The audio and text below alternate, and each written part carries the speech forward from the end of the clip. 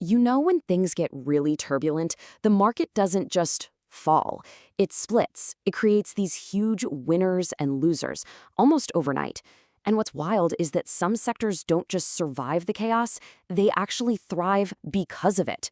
So, let's get into it. How one crisis crowned new kings and created a bunch of casualties in the world of capital.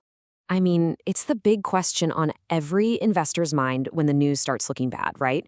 When the markets start to tremble, where does all that money go? It's not just about what you should sell. It's about figuring out where capital is running to hide. And wow, the answer from early 2026, it's both shocking and super revealing. Check this out. $47.4 billion. That's the combined profit in just the first quarter for only 6 of America's biggest banks. Think about that. While a global conflict was shaking everyone's confidence, these financial giants weren't just getting by, they were posting insane earnings. So how on earth did that happen? How did all that fear on the market translate directly into Wall Street's pockets? Okay, so to really get the result, we have to rewind and look at what started it all. The entire market dynamic got flipped on its head because of one single geopolitical event that sent shockwaves literally everywhere.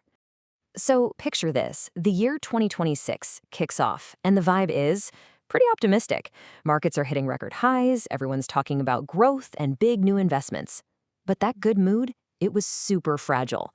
Because in late February, conflict blows up in the Middle East. And by March, all that early optimism, gone. Poof. Replaced by massive volatility and a totally different feeling in the market.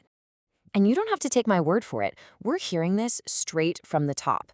The CEO of Goldman Sachs, David Solomon, he put it perfectly. He said that as the quarter went on, the big picture macro stuff just started to weigh on sentiment. It just shows how fast a strong start to the year can totally unravel. And this big shift, well, it didn't hit everyone the same way. Not even close. It basically drove this massive wedge right down the middle of the market, creating a tale of two completely different sectors.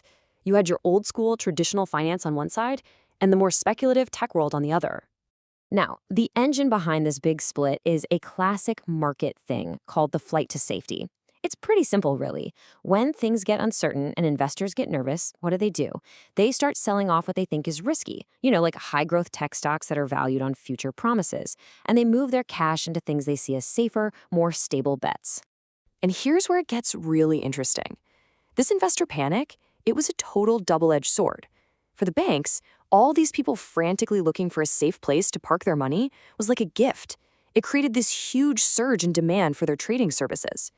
But for that speculative tech we talked about, the exact same panic just made people even more scared about their high valuations and threw a ton of doubt on their future growth. And look, this wasn't just some theory about how people were feeling. The actual data from that quarter paints an incredibly clear picture of this split. The numbers really do tell the whole story here. Just look at this contrast. It's wild. On one end, you've got the electric vehicle sector, kind of the poster child for speculative growth, right? It took an 18% hit on average. Ouch.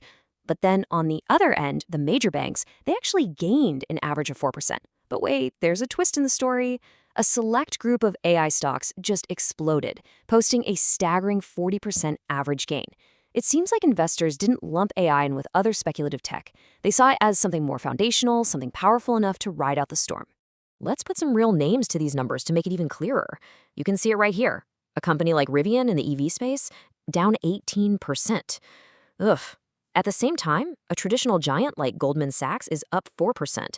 And then there's the outlier, an AI company like C3.ai, which just rode this incredible wave of optimism to a massive 45% gain. I mean, 3 different sectors, 3 totally different stories, all happening in the same market at the same time. So here's the absolute crucial point, the main takeaway. For the big banks, the chaos wasn't some problem they had to survive. The chaos was their business model. Every single panicked trade, every person rebalancing their portfolio, every dollar that fled to a safer asset, all of that generated fees. The market turbulence itself was a direct profit engine.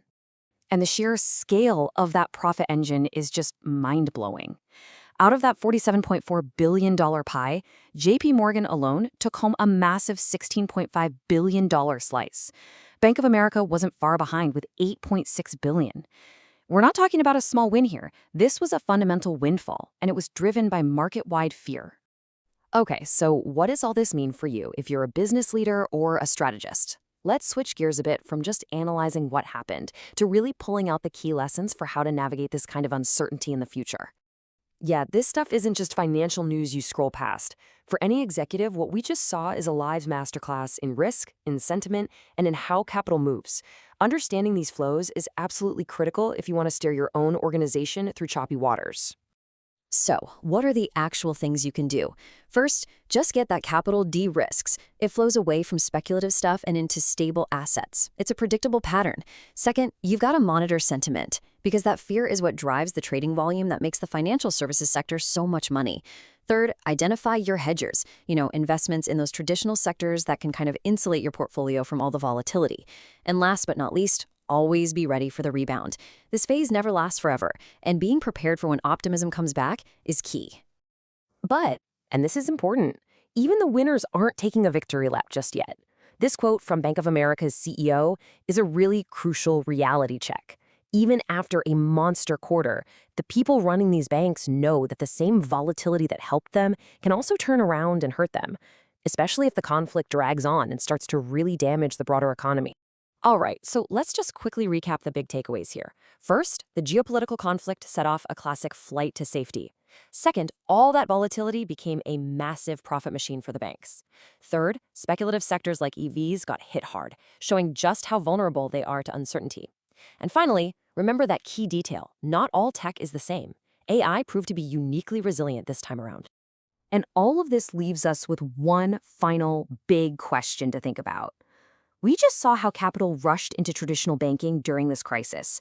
But as the world keeps changing and the nature of risk evolves, what's going to be the next safe harbor?